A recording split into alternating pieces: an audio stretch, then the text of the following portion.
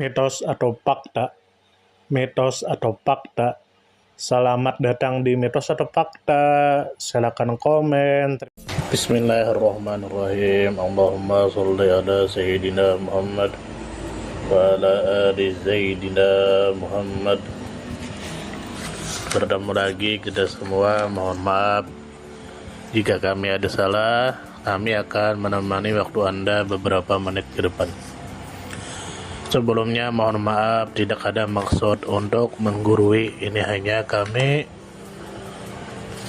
menyampaikan untuk diri kami pribadi dan untuk warisan anak cucu.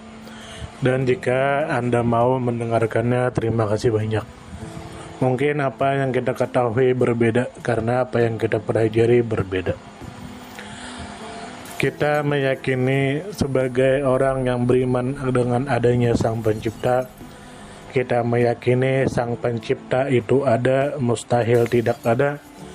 Kita meyakini Sang Pencipta itu ada dengan sendirinya. Dan kita meyakini Sang Pencipta itu ada tanpa ada permulaannya.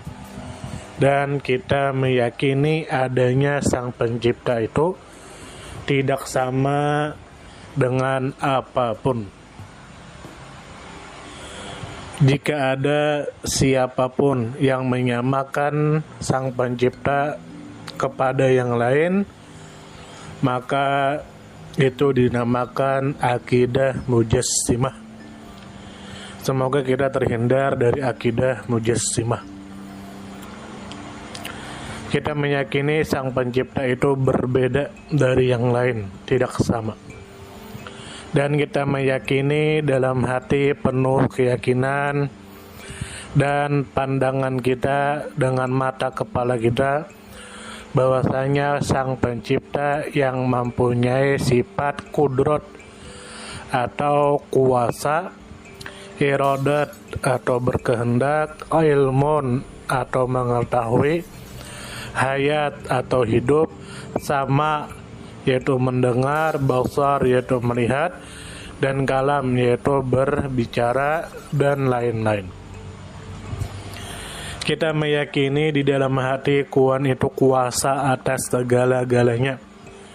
Mustahil Tuhan itu lemah. Mustahil ada kekuasaan lain yang melebihi kekuasaan Sang Pencipta. Kita meyakini Sang Pencipta itu berkehendak dan mustahil ada kekuatan yang bisa menghalangi kehendak Sang Pencipta. Kita mengetahui bahwasanya Sang Pencipta itu tidak bodoh. Kita mengetahui Sang Pencipta itu tidak mati, dan kita mengetahui bahwasanya Sang Pencipta itu ada, karena tidak mungkin sesuatu yang ada jika tidak ada yang mengadakannya. Benda tidak mungkin bergerak kecuali ada yang menggerakkannya, dan begitu selanjutnya. Adapun kita ada juga sifat-sifat tersebut hanyalah karena pemberian Sang Pencipta, dan sekaligus sebagai kenyataan bahwasanya Sang Pencipta itu ada, yang mana Sang Pencipta mempunyai sifat-sifat kesempurnaan. Maka apabila dapat memandang Sang Pencipta dengan seyakin-yakinnya, niscaya hancurlah sifat-sifat makhluk di dalam sifat Sang Pencipta. Maksudnya, tiadalah kuasa ia melainkan kekuasaan Sang Pencipta, dan tiada berkehendak ia melainkan kehendak Sang Pencipta. Demikian seterusnya. Dalilnya adalah ayat Al-Quran surah Ali Imran ayat 165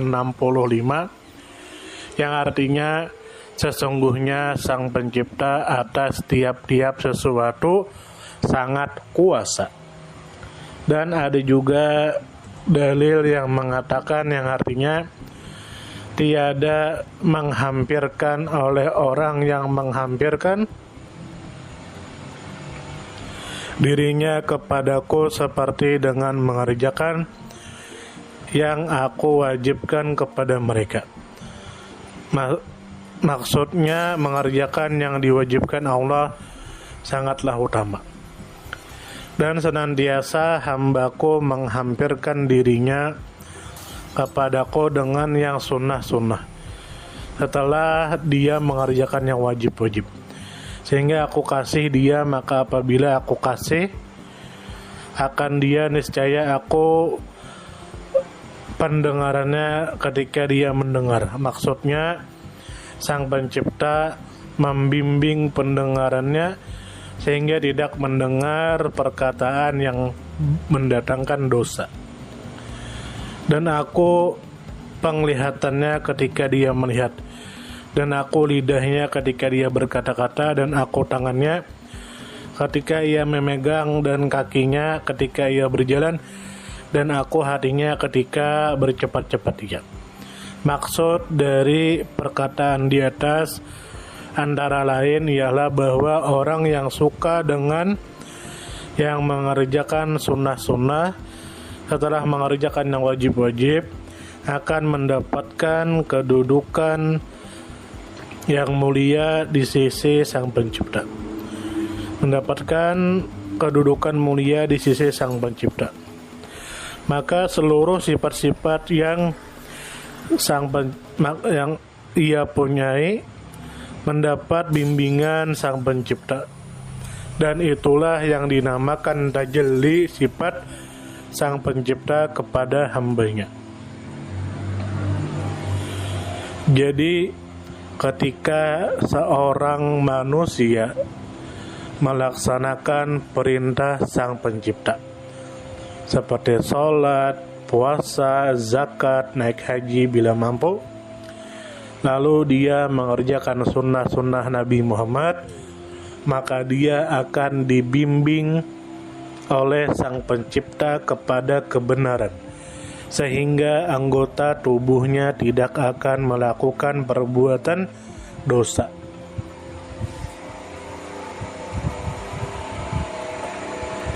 Lalu tiada ada yang bersifat pada sebenarnya kecuali hanyalah Sang Pencipta. Seluruh sifat-sifat hamba hanyalah pemberian Sang Pencipta, dan apabila Sang Pencipta kasih maka diberinya sifat-sifat yang baik, yaitu yang mendapatkan bimbingan dan petunjuk Sang Pencipta.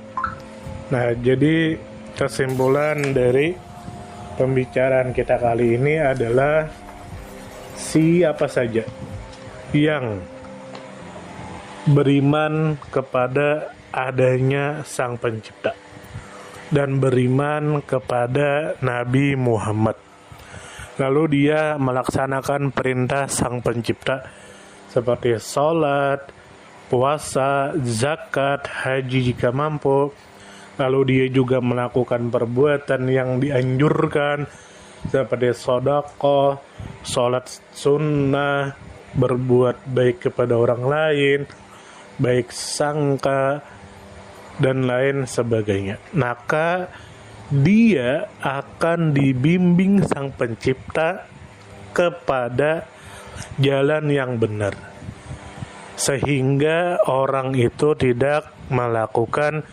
perbuatan dosa. Nah, jadi itulah. Lalu yang namanya manusia pasti pernah melakukan perbuatan dosa,